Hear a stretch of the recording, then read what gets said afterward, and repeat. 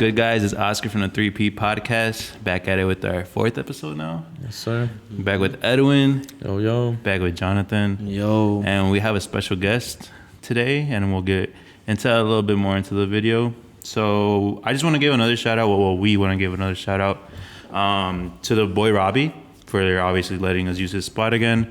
And there's also like some new shit in the store that you guys can check out. Super dope. You seen some stuff? I did, yes. So it's just he's just screen printing like on some Carhartt blanks, so you know that the quality is there. But like his print, I think he collabed with someone. Mm-hmm. Like the print that they did, it's dope. So I definitely think it's an all around t-shirt. Yeah, so definitely come check it out. We've checked out the shop right now. It's super filled. So come get your merch. Yes, sir. So right now we're with the homie. Yo, Josh Ray. You want to tell us a little bit about yourself, bro? Yeah, so I am a photographer, videographer, and creative from the South Side of Chicago. I'm Mexican and Italian, and I work for RSGP Gallery at the moment. Word, that's dope. Dope. Man. What part of Chicago? So I am on the southwest side, so definitely West Lawn area, Marquette Park, 79th Pulaski to be exact. That's a fact. Yes, sir. Yes, sir. That's the area to be from. That's where all tight. He stays on the 9. On the 9. That's where all these guys stay at, man. Yep. Nah, but I know you mentioned RSVP, and I think when people say that, that's obviously like a staple for the city as far as streetwear, fashion, and I would say that's a lot of people's dream job, like to work for the team. So tell us a little bit about how you got to be a part of that team. Yeah, it's funny because when I was actually about 13 or 14 years old, that's when I started working, making my own money. So I wanted to invest into clothes because I was already heavily into it. And I would go to all the shops in the city, up north that had cool brands. And I would just talk to the employees, man. Sometimes I didn't have enough to buy it, but I would be that annoying kid, honestly. And I would always be persistent, always trying to be cool with the homies. And eventually I just built that relationship to the point where like, yo, we're the homies, And as I entered college, I had to find an internship my sophomore year. And luckily, being homies with these guys that worked there for so many years since the beginning, I was able to get plugged up. So shout out to Will Tron. Yeah, he actually plugged me up, and I was able to get the internship. So I interned for like 6 months for free, school credit, obviously. And then they liked my work, and a couple months later, they hit me back up to get hired. So I think I've been there for about 2 years now. About to be 2 years, yeah. Dope. So tell us a little bit of what it's like interning for RGP. What does that look like? Man, it was literally like the first moment in my life where I was around so many different people from different areas of the nation, and I learned a lot, just from creativity to business to professionalism to creativity. It was just me soaking it in like a sponge, especially being from the South Side and being self-taught. I didn't have, just like a lot of other people from that area, the opportunities or the resources or the funds to be able to, try things out like that. So being, in the environment that had role models and resources was very helpful, and I learned a lot. So it helped me as an artist to grow, definitely helped my craft, Right, dope. So you mentioned that you're Mexican and Italian, right? And yes, also sir. Being from the South Side. Yes, sir. So is that, I know that's not really normal to see, someone from the South Side and being from Latino, like working in that type of industry. What would you want to say about that? Yeah, I mean, like you said, there's not a lot of people from the South Side, especially Latino, who are creatives in general that just want to express themselves through different forms, if it's music to fashion to art, to whatever the case is. But I just really knew at a young age that I didn't want to like be in a corporate setting or be working for someone in that sense. So I really started to mess around with photography and video by myself, and like I said, it was self-taught. And YouTube at the time was like coming up, but it was still very low key. Mm-hmm. So I hopped on that wave, and I started like getting on the community part of the YouTubes that was like fashion focused, and it was a very small community, but everyone supported each other and everyone knew each other. Because it wasn't as big as what it is now, Everyone is a YouTuber.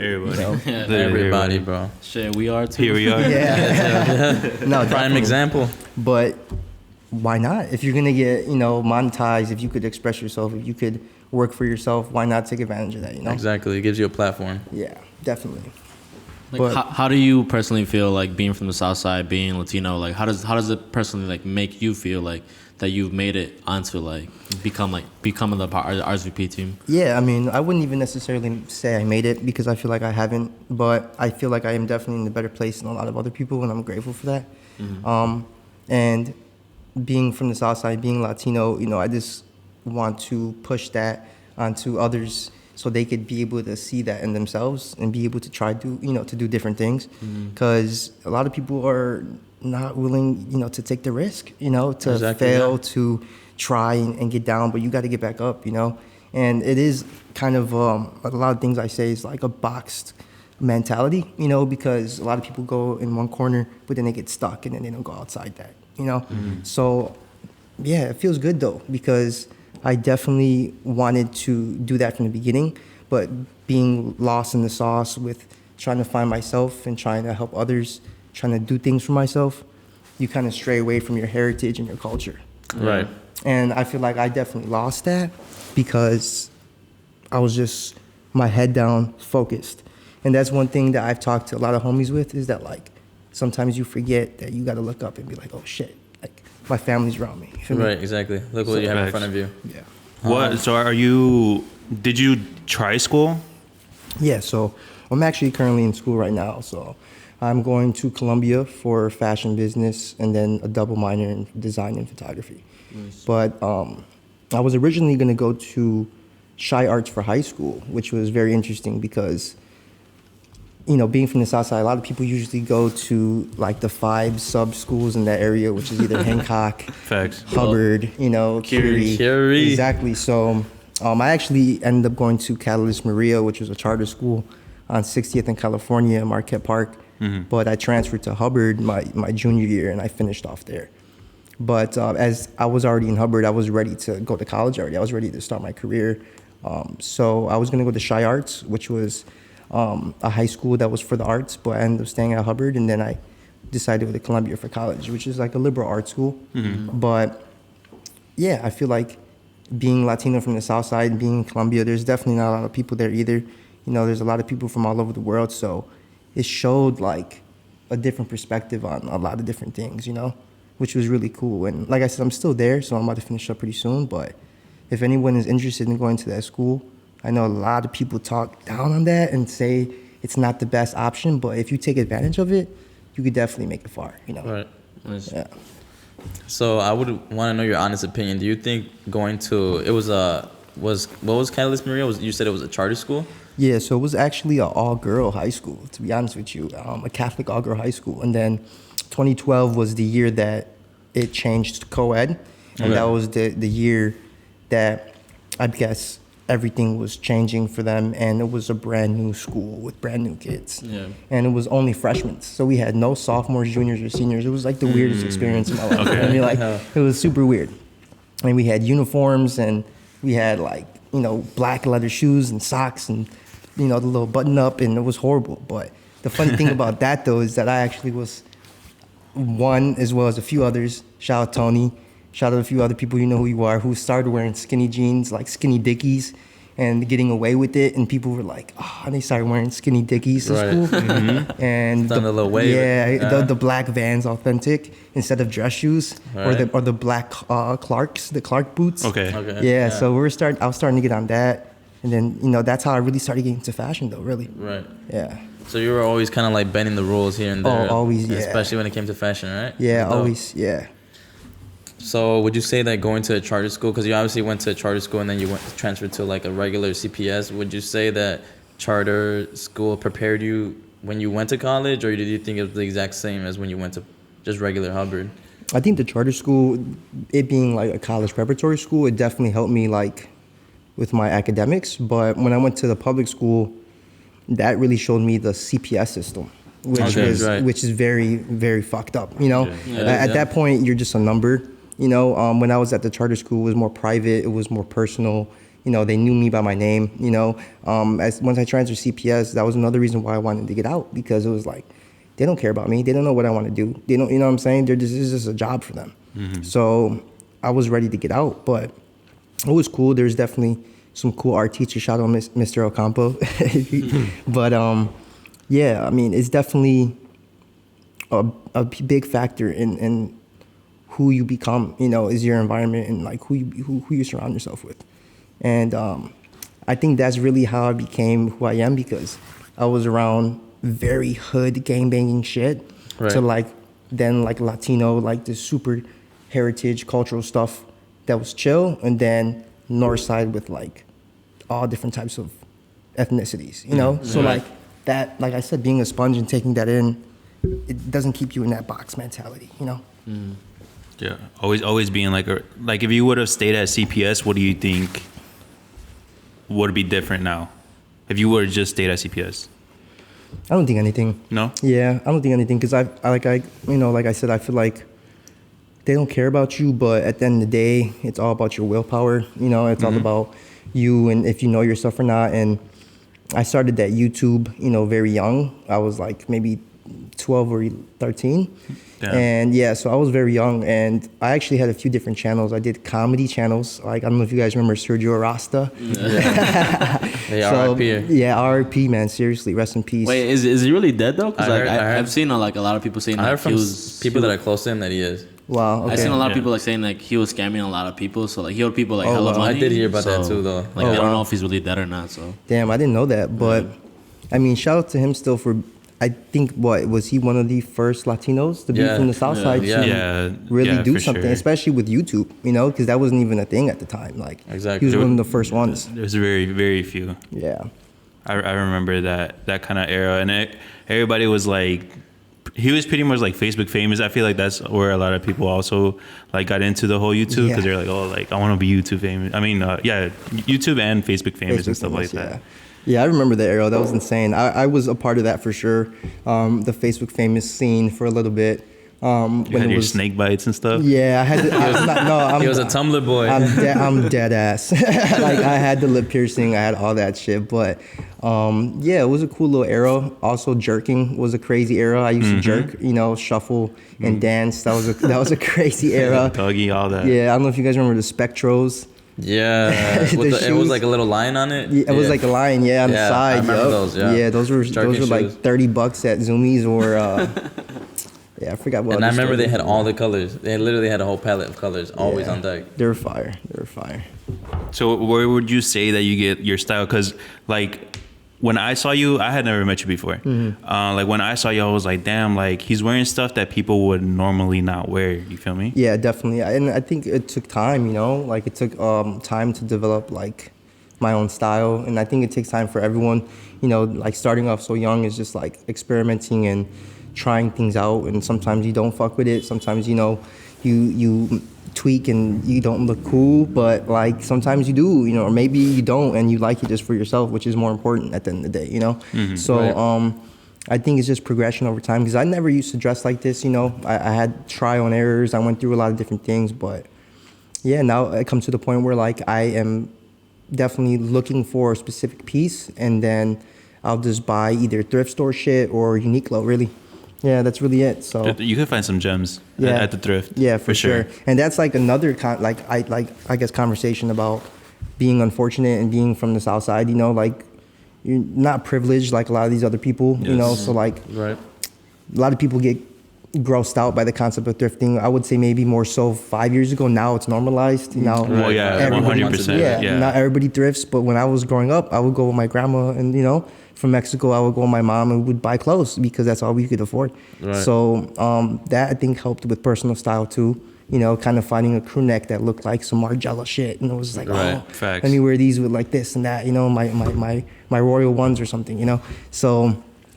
Yeah, I mean, I think it's just developing personal style over time and trying different things out, you know. Yeah, I think what you said about thrifting is so true, because I remember being, you know, like that kid, like you said, like my grandma or my mom, we would just like walk to the thrift, and it was kind of at that age, it was kind of like a walk of shame. You feel me? For sure. Especially because like I was so close to the thrift store, so we would just walk, and then like having the bags and walking through the street with the bags, like the Goodwill on the bags, you feel me? And it'd be like, oh, like it was literally, it was literally like a walk of shame. Like, and then now like people are in there with like $1,000 fucking jackets and shit, like trying to look for stuff. Which is like another conversation about where there's privileged people who go and find crazy vintage shit and then they flip it for way more. And then on Grailed and stuff. Yeah, and then the person who can't afford it and wants to buy it for the $2 can't no more because you took the fire shit and you're selling it for $400. Right, exactly. You know, so it's a fucked up game. Yeah, it is, and that's like even with the sneaker game, and that's even with just the resale market in general. You know. Right. But I mean, it's just crazy to see how the game has changed with fashion and art and music throughout the years, especially, you know, being in it and trying to be involved so young. You could just see the progression, and it's cool. It's amazing. You know, I love Chicago. I'm born and raised here, and I want to see it grow. I want it to be the next New York, the next LA, because we are considered, you know, one of the top metropolitan cities. So why not make the most out of it? Why not bring revenue in? Why not bring more money to the city, more culture, more energy, you know? So I feel like I've known you for a while now, and I feel like one thing that I've always like seen about you is that I feel like your fashion style has always been like ahead of its time. So I feel like what people are wearing now, I feel like you were wearing that like 4 years ago. Oh, so, yeah, but at that time, it wasn't typical to see someone wearing those type of clothes or like those type of pieces. So my question is, what would you say to someone that's trying to wear something that's outside of their comfort zone? And how did you feel being that person that was outside of their comfort zone, but it wasn't normal to everyone in the city, but it was like what you liked, so you just wore it? Yeah, I mean, keep doing it, man. Keep wearing it. You know, just do you, because I remember being in school, in high school, and I was wearing really long T-shirts with ripped jeans, you know, and they were like either H&M or they were like Alexander Wang, because that was the only designer I could afford, because it was like $80 for a T-shirt or something. Yeah. And people were looking at me like, yo, like, especially being on the South Side, you know, they're super close-minded. So like, yo, exactly, yeah. Yo, my G's wearing a dress, you know, like, yeah, you know, right. they get to flaming me, you know. Yeah, 100%. And I would laugh, bro. I would be like, yeah, for me, I would make fun of it. You know, sometimes it would affect me for sure. Sometimes I wouldn't wear it.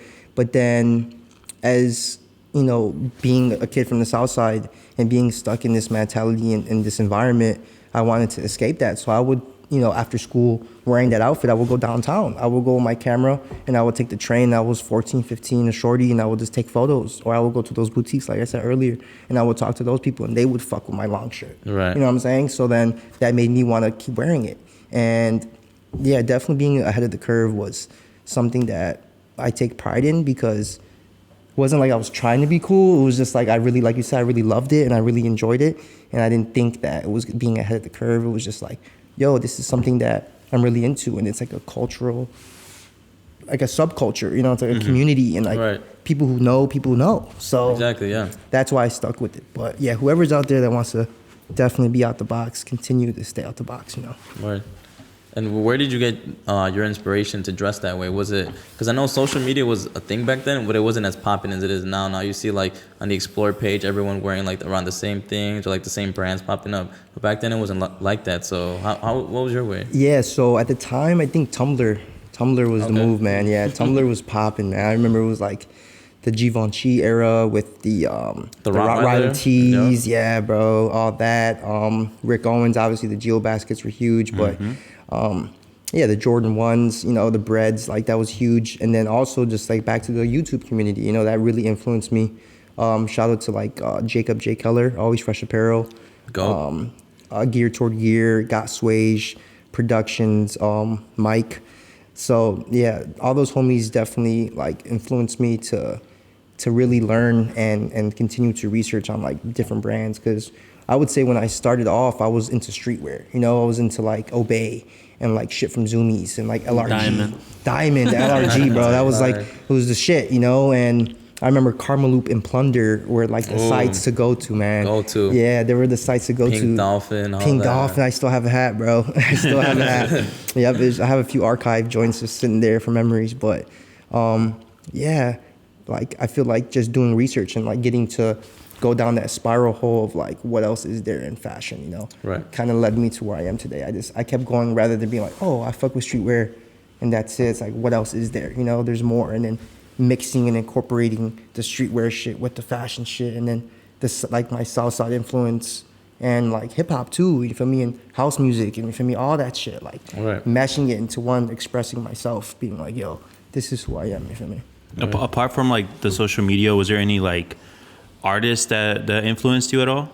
As far as musicians, or? Yeah, or like a rapper or somebody. Or like Creative. who like influenced you to like get into like streetwear, like, or how you dress and shit, you know? Yeah, definitely. I would say definitely YouTube. That I'll go back to the YouTube community. Like they were really definitely influential on me because a lot of the people that were on there were putting me on to new things. You feel me?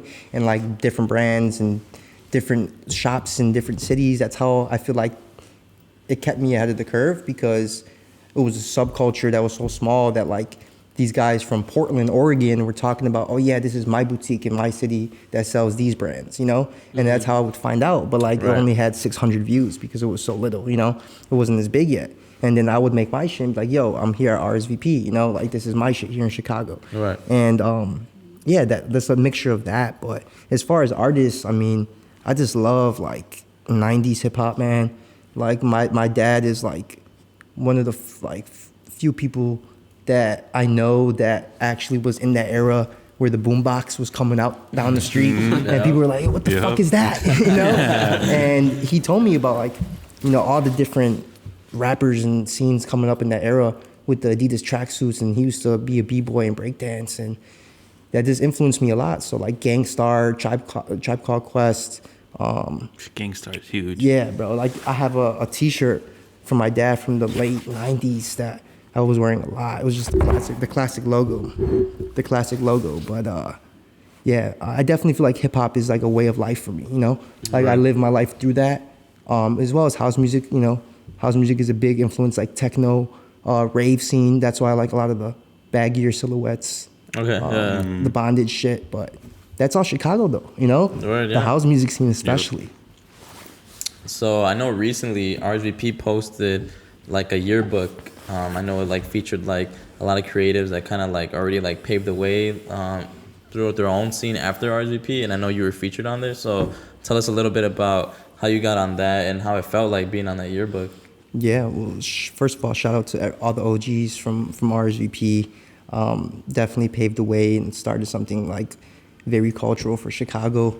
But yeah, it was a great opportunity. Very thankful and grateful to be a part of that. You know, like I said, I was being that annoying kid in the shop, and then for me to be able to actually shoot that, like I shot those photos of the people in the studio and I set that up for everyone, and then they took the photo of me like at the end of the day. It was like a 7 a.m. to 7 p.m. day. It was a very long day, but it was cool. You know, it was definitely like nostalgic, but at the same time, kind of like feeling what the future is holding at the same time. Right. Because like I would chill and be cool with these people when I was young. I always wanted to work there, and now I'm here and I'm doing this. But for them to make me a part of that and post me, I was very grateful because and I'm sure like you're probably like one of the youngest ones to be on that freshman class, right? Yeah, I was when I interned my sophomore year before I got hired. I was 18. Yeah. So I'm 22 now. So yeah, I've been there for a couple of years. Yeah. But the thing is with the whole thing with them posting me, I didn't think that it was gonna happen because I'm fairly new, but I'm a hard worker, man, and especially being Latino. That's our culture, my family and everyone I know, friends and family are hard workers, bro. Yeah, that's all we know. So they saw that within me. I would be there. I would do it no matter what it was. Whatever the case was, if there was a problem, I would figure out how to fix it and find an alternative for me to get it done. Right. And they would appreciate that. They would see that. So I think that's why they incorporated me for sure. Right.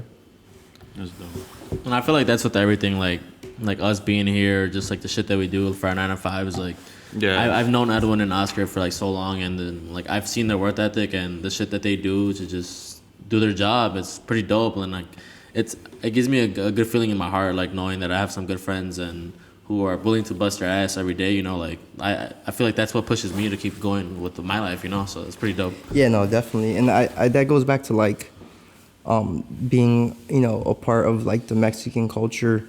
And then working like very hard and being determined and hungry.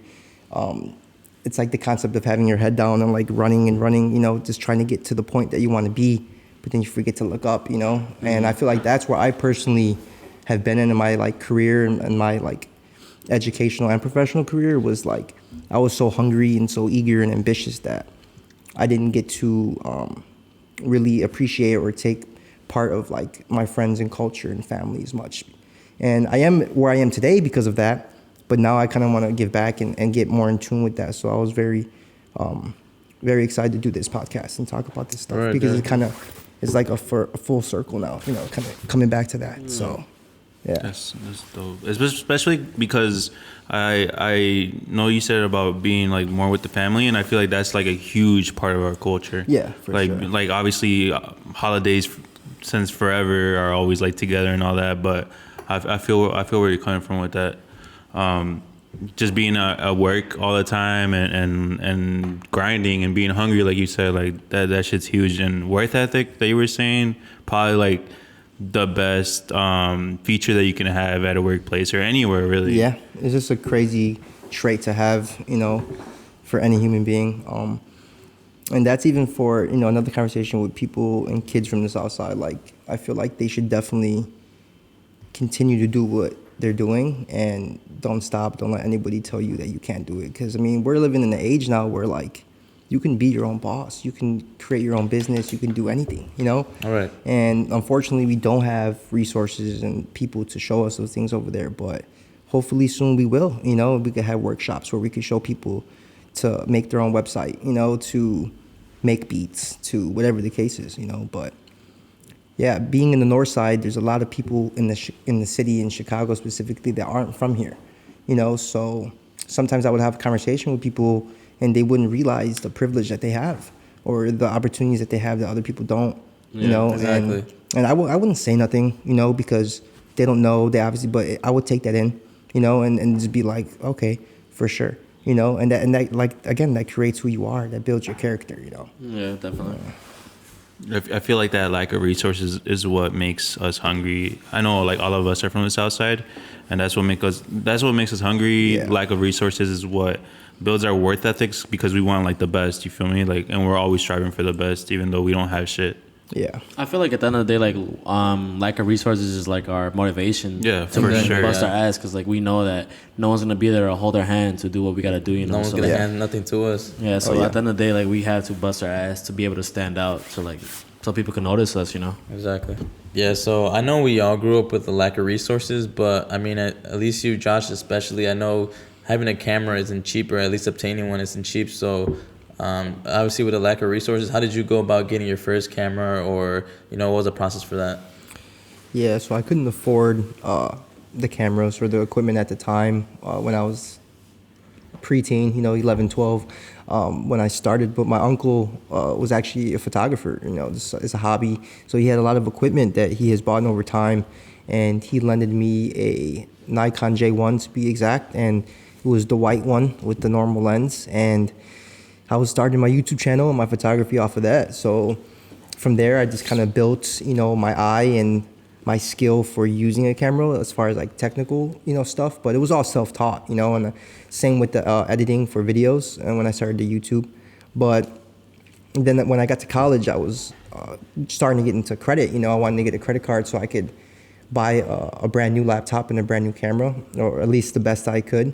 And I ended up getting the T6i Rebel, the Canon, and a MacBook Air from 2015 at the time. And I paid that back right away, and I built my credit even more. Right. And that kind of just helped me with that aspect of like reality, which is building your credit. And then, Can't Super forget about important. that. yeah, and then as well as really like benefiting me for my creativity. You know, I had a camera, I had a laptop, so it was endless opportunities to create, you know, and Right. make things. So yeah, I mean, I didn't even know how to use Photoshop at the time until I actually interned for RSVP, and they taught me everything. I was just doing video. I had good style. I had a good eye for photography, but I was barely editing stuff. And then once I got into RSVP, they showed me a lot of skill sets. Yeah. That's dope. So would you say, is it the person shooting the picture, or would you say it's the equipment that makes a picture a good picture? Definitely the person. Yeah, because I've taken a lot of photos off my iPhone, film, you know, the cheapest digital camera to the most expensive. If it's a good photo with a good location, a good model, and a good angle, it doesn't matter at the end of the day, you know? Right. Yeah.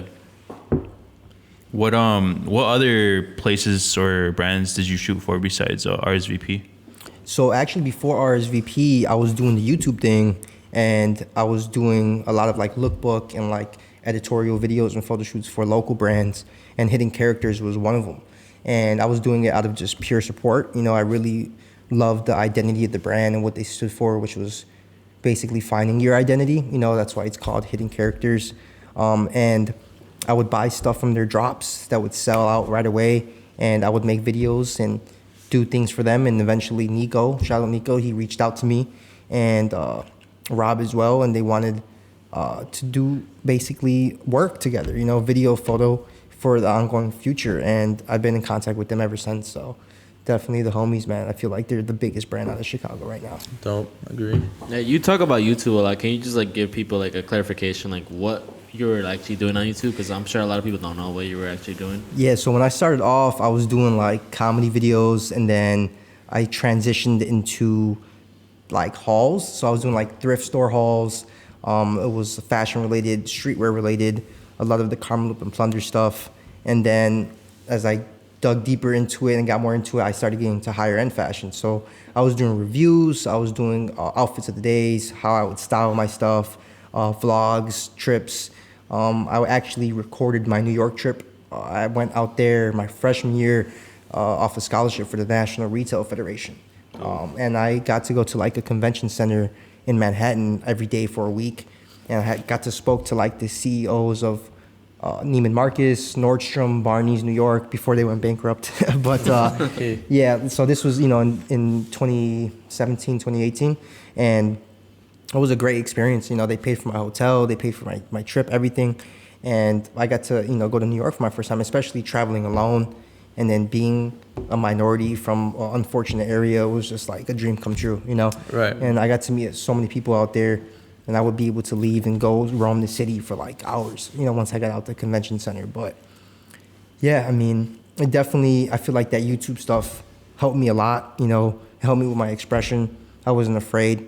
Even though I was talking to the camera, I was talking to a few thousand people, you know? Yeah, it's pretty dope. So I would say, obviously on YouTube, you probably got like a lot of support, but I'm sure along comes with that a lot of hate. Oh, so for sure. I would say, what was your way of dealing with that, and what advice do you give people like us or other people that are just want to or already have a YouTube channel on how to deal with all the negativity?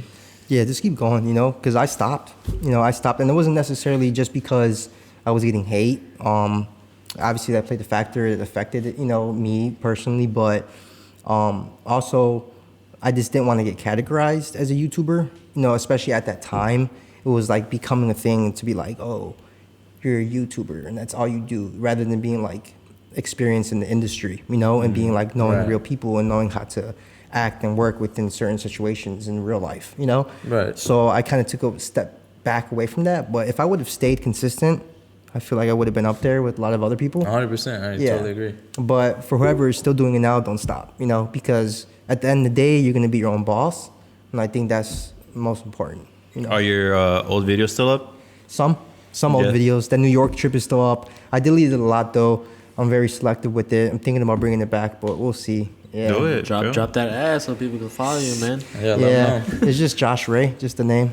Yep. R-A-Y. What do you, I know you said you went to New York for your first time. What did you think about it? It was crazy. It was, I mean, I would say it's a city that never sleeps. People say that's Las Vegas, but I think it's New York because Las Vegas, it's a city that never sleeps, but everybody gets fucked up. In New York, it's a city that never sleeps because everyone's grinding hard as fuck. You know, like everyone's so hungry. It's so competitive and so intense.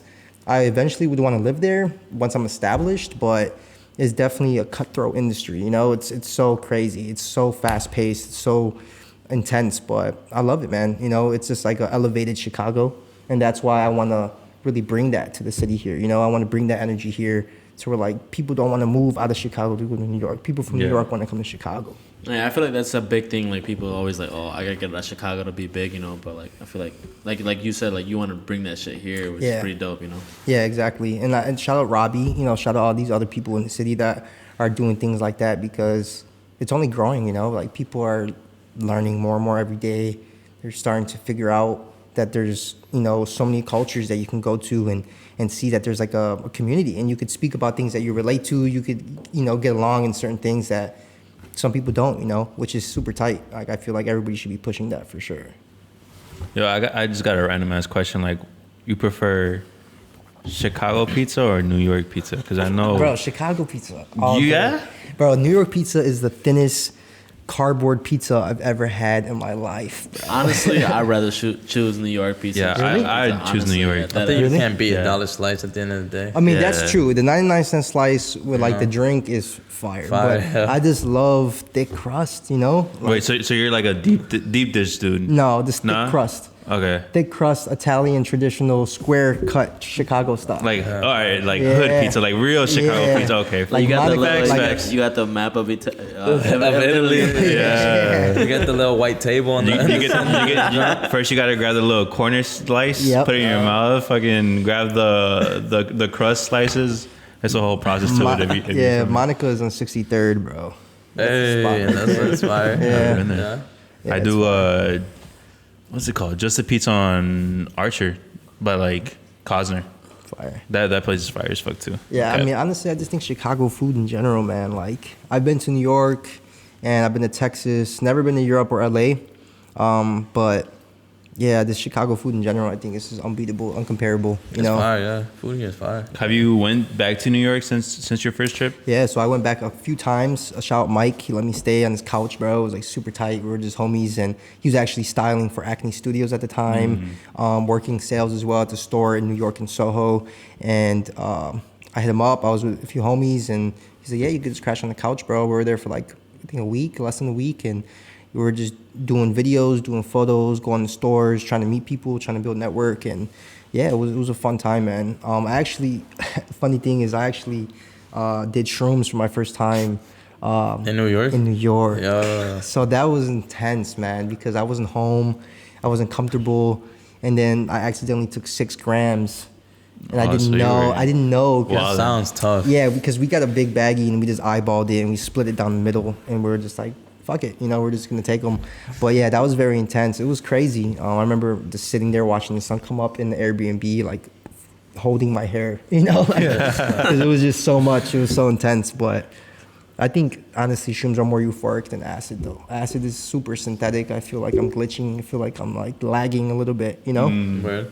Yeah, we actually have a funny like high story when all 3 of us went to New York. Oh Oh, yeah, yeah, that's man. scary. We talked about it on the podcast before, but yeah, it was a bad little trip out there. That's hilarious. Yeah, no, I feel like if you're not, you know, comfortable with your area, or you're not. Yeah, that's from there, different. Yeah, bro. Yeah, it affects the trip for sure. Definitely. Yeah. Also, I feel like the mental state that you're in, like currently type shit, like really affects it. Like if you're always like anxious and stuff, I feel like it's not really for you. Yeah, But if you're like comfortable with yourself and all that, like go for it and shit. yeah, and that's just like another conversation I feel like I wanted to talk about because I always think about it and I speak a lot with my homies and my family like about abuse. You know, like there's a certain limit and willpower for someone to have to like find the balance of taking drugs or drinking Yeah. alcohol or whatever the Right. case is. You know, like it's cool at the end of the day, but shout out my dad. He's been sober for 25 years. He used to do every type of drug and then smoke and drink everything, and then he just cut cold turkey.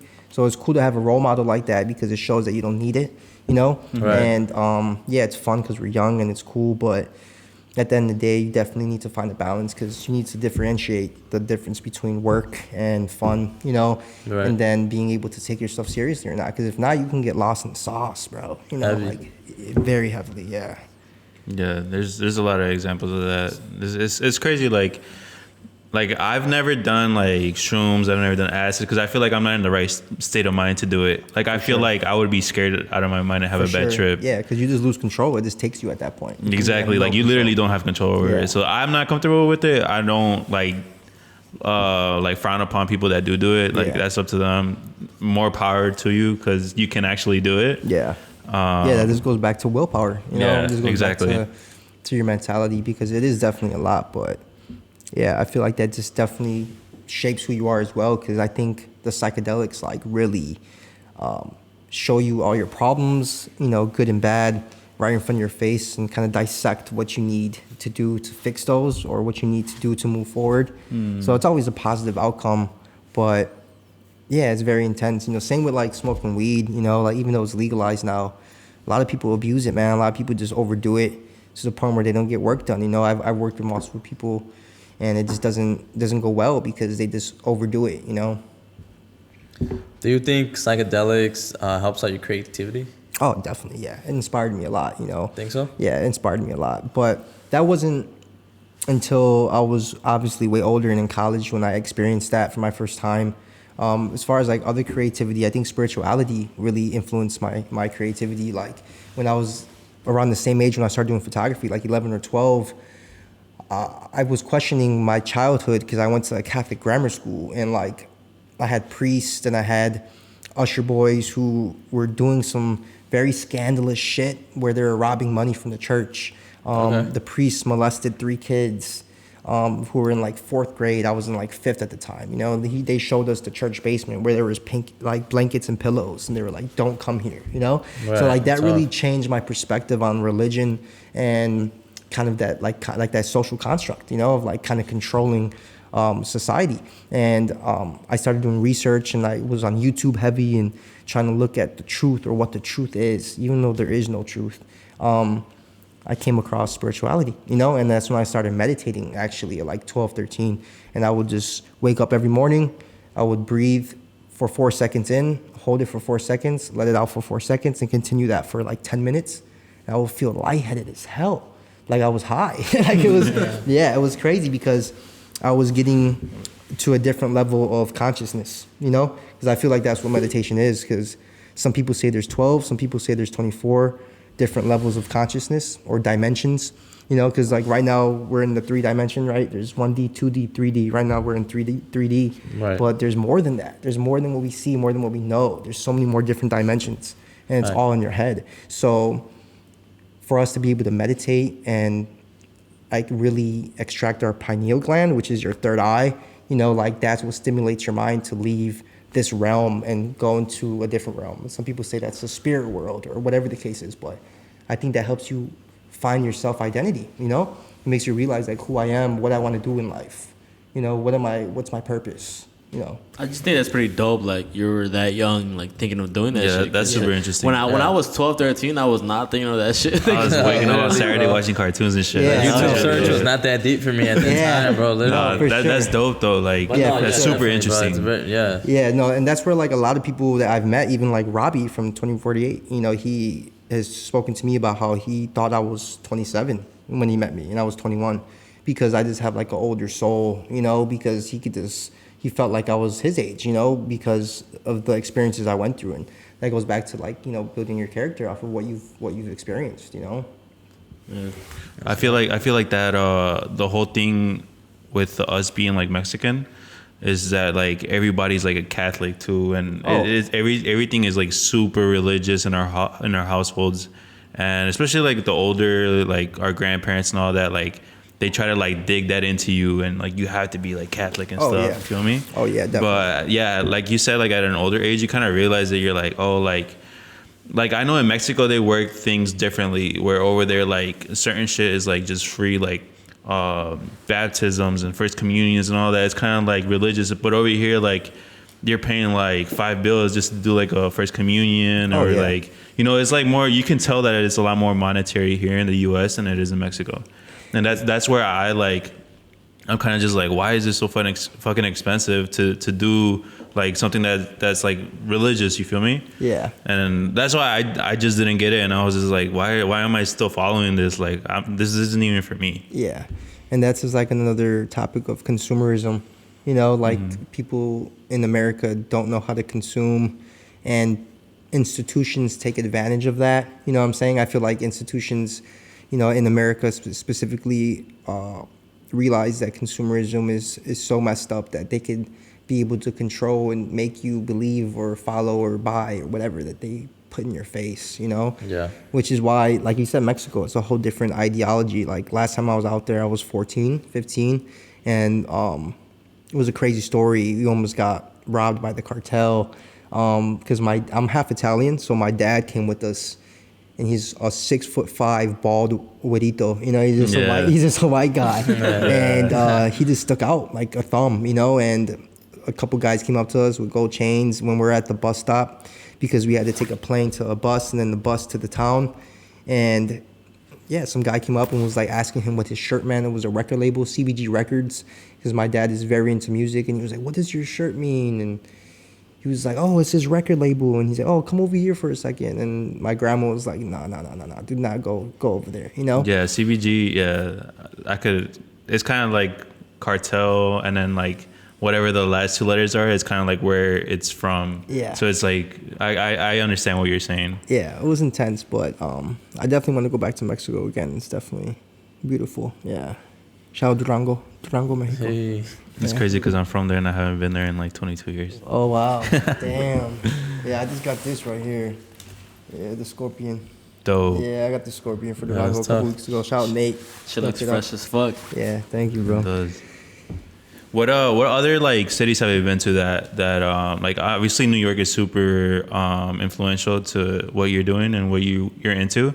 What other like cities have you been to that are like that? Texas for sure. I've been to Texas. I have family out there, and there's a cool scene. I have a few homies that are out there that are trying to push their stuff, and it's definitely a cool culture. You know, especially the Hispanic and Latino culture out there is big too, since it's so close to Mexico. So I know a lot of people out there that are trying to make moves, and there's a scene that's trying to grow. But as far as that, Minnesota too. I've been in Minnesota, and it's definitely a big music scene out there and fashion scene. Other than that, I'm trying to go to LA. I'm trying to see how it is. Even though I heard LA is like super fake, you know, like it's just like Hollywood. It's super this pretentious as well. So I was gonna ask you if you had been there before. No, yeah, I haven't. A lot of people say I look like an LA guy, and I'm just like, I don't know what that means, but but yeah, I mean, it's not true because I think Chicago, you know, being from the South Side humbles you rather than being in Hollywood. I feel like LA is a really good place to visit, but yeah, when I went, at least it was just super fake, and I didn't know that like downtown LA there was like a bunch of homeless people. Oh, Skid Row. And yeah, so I stayed in like these super nice apartments where like people with money are there, you feel me? Right. And we it was like an Airbnb dude rented it out for us and shit, and we were there, and then we went out to get some food, and we're like, oh, like we're so used to downtown Chicago where you go out and it's like people are still out, there's so many places to eat. Right. And then over there is like you walk out and there's like homeless people on the street, and you're like, what the fuck? Like where are all the food spots? Like where's all the people at? And it's like not anywhere near downtown LA. Yeah, I heard the tax is very high in LA to live. It's expensive out there. Yeah. Hella expensive. Yeah, hella. But yeah, Skid Row is insane. The fact that they have like a couple mile long road of just homeless people, this kind of speaks on America. Yeah. You know, like Yeah. it just shows. And so many people don't care. know about it. Yeah. That's also like scary because I didn't know that was like right downtown LA, and it's like it's just so mind blowing to me that I didn't know about that. It's like a couple blocks away from the Staples Center, right? Yeah. Yeah. So I can see the Staples Center from where I was staying. Yeah. And I literally didn't know about that. It's so crazy because there's so many of them, and also like when you go to Santa Monica, when you go to Venice, there's people like living out there. You feel me? Like right next to the skate park, like there's people living there. And it's so wild because you don't see that in like videos or in pictures that you see from like brands that are shooting there. You feel me? Yeah, And no, it's not portrayed at all. It's like they try to hide it. It's kind of weird. Yeah. Yeah, that's very true. They do try to hide it, but Chicago, LA, I feel like Chicago. Obviously, it's not intense for the homeless people, but there's still a lot. I feel like there's still a lot here. there's a lot. There is, Yeah. definitely. Something that needs to be addressed, but yeah, you see more like downtown as well, like on a train, red line, all that too. Yeah. I just think it's like so fucked up how like the city like builds like certain shit just so homeless people can't be there and shit, you know, like I forgot what bridge it was, but like they build like stacks of like steel shit with like sharpie Sharp objects. Yeah, and sharp stuff objects like like pointing out of it so that like they make sure that homeless people can't like be sleeping there. Yeah, you know? that's Like, I think crazy. that's pretty fucked up, you know. But Yeah, you never know someone's story, you know? Like, there's been Exactly. people who've been, you know, evicted out their house because they can't afford to pay rent because their job, taxes them so much and they get barely paid minimum wage. You know, like, there's so many different stories that you don't know the reason for. But it's a weird, like, I think it's a very controversial topic, though, like homeless people, because there's been times where I've, like, been on the expressway and there's people on the road that are asking for money and I have an extra water bottle and I've given it to them. And bro threw it back in my car. No cap. And he said, that's I happened. don't want this shit. I want liquor. You know? Which I respected because he was being real. But at the same time, though, that makes me not want to give you money, though. Because helping you abuse your addiction, and you're not going to fix yourself. You're going to stay homeless.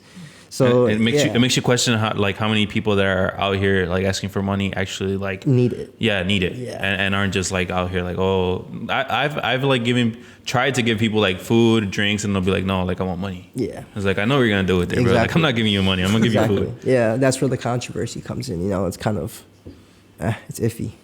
Yeah. And us being from the south side, like we see it so much more. Oh, for sure. Yeah. North side, I mean, there's some places on the north side that that's another thing too. Like, being living and growing up and being from the south side, and then living and moving to the north side. Like that was a huge transition, man. Like it was just a whole different world, a different lifestyle. Like I would say I've been living up north for the past 2 years, but obviously I grew up and lived the rest of my life in the south side. So the comparison is night and day. It's so much more faster. It's cutthroat. It doesn't feel as dry. But at the same time, like I get dirty looks sometimes. Being Hispanic, being a minority, I'll get dirty looks as if I'm a thug, or I'm gonna rob you. And it's just like, no, that's not the case. Just because I have facial hair and I'm a Mexican guy doesn't mean I'm gonna do anything. You know what I'm saying? Right, I have a little bit of a baggy silhouette doesn't mean I'm gonna do anything. So it's racially profiling up north is just a real thing. Like for sure. I see that a lot in like, especially where I work in the West Loop, and like you see so much of that because it's usually like it's not minorities living there. Like it's a bunch of rich people or like people that have like a lot of money, like in their 20s and 30s, but like bro. I had this when COVID was happening like really really strongly like a couple months ago. While I was working, there's this dude and he walks up to me like at 11, bro. Everything's closed. Like COVID is happening, you feel me? Like everything's closed, and he's like, what bars are around here that are still open? And I was like, honestly, bro, like there's literally nothing. Like everything's closed, and he's like, I'm gonna go and I'm gonna bang on the door and ask him to let me in. And I was like, bro, like nothing's gonna happen. Like you're not gonna gain anything from it. And then he's like, he like walked back into his car like mad as fuck. And right before he got in, he's like, like fuck these Democrats, like vote Republican. And I was just like, what? Bro? Like Makes no I was sense. like, okay. I was like, bro, like COVID's happening and it's a fucking thing. You feel me? Yeah. Like it was just so stupid. And that's why like I don't really get into politics, even though it's very important to be aware and like know policy and try to understand as much as you can to better the nation. But at the end of the day, it's honestly bullshit, in my opinion. I just think it's a bunch of bullshit. Yeah, man. It's just people that are so privileged and shit. Like, they don't give a fuck. That's another thing that I've experienced too. Is like a lot of people who are privileged and they don't realize that like certain things they say around certain people like you shouldn't say. Because you don't realize where you come from and where other people come from. You know what I'm saying? Like there's been situations where I've been in where people have made remarks about my culture or my race, or if they mention stuff about money, or they mention, and it's just like, bro, you don't know my story. You don't know where we come from. Like I didn't grow up like you. Yeah, that's very true. Just so many people, like I said, that are privileged and just don't know what the fuck other people go through. Like their lives are so like just perfect and fucking blue that For sure. they're just like, they don't know anybody's struggle. So it's like, talk down upon them because we don't know what the fuck they go through. But whole time, like, there's people living right next to them that have gone through that. So it's just exactly. So it's just being conscious of that, being conscious of what you're saying. And also just like, so that's why I really appreciate and wanted to do this, because I know all you guys come from a similar background. So for us to be able to discuss this and have multiple people see this and understand a different perspective is, I think, very important, Yeah. 100%. My last question for you, it's a question that we were asked, so I'm going to go ahead and hit you with this. So Josh Ray, 5 years from now, what do you see? Europe. Yeah, I think hopefully I'll be living. I want to live and work in Europe for a little bit. Yeah, I think within the next 5 to 10 years, just start establishing myself out there. I just think my style and my work just fits better out there. I want to see how it is to have universal health care, you know, and just, I don't know. I want to get out of America for sure. Word. It's dope. What can everyone expect to see from you as far as like just short term, long term, couple year from now? Definitely more content, more creative work. Definitely, I've been making clothes a little bit, so I think I might be dropping that soon. But other than that, man, just keep in tune. I want to help the city out as much as I can, you know, reach out and just help build the community. Dope. Yeah, man, it's pretty dope seeing you, like, cause we haven't seen each other like in like 4 or 5 years, so it's pretty dope just seeing like who you've become. Like, I could tell like your mind and just who you are as a person has grown in so much since we've seen each other, you know. So yeah, it's pretty dope, man. I'm thank you, bro. Proud of you, man. Proud of you. Thank you, man. That means a lot, bro. Thank you. Yeah, I definitely want to help, you know, a lot of people with similar backgrounds try to find themselves and really push, you know, whatever they want to do, bro. Whatever they want to do. Yeah, and it's just dope that like you have that mentality that you're about the community, you know, like, cause shit, it took you so long, not so long, but it took you a minute to like get to where you're at. For sure, yeah. And I know you're not done like doing what you want to do, but it's just dope that you're willing to like be there for the community, bro. So it's just dope, man. Yeah, definitely. Of Real course, shit. always. What are your socials? So you could just find me on Instagram at raye.josh, Josh. Yes, sir.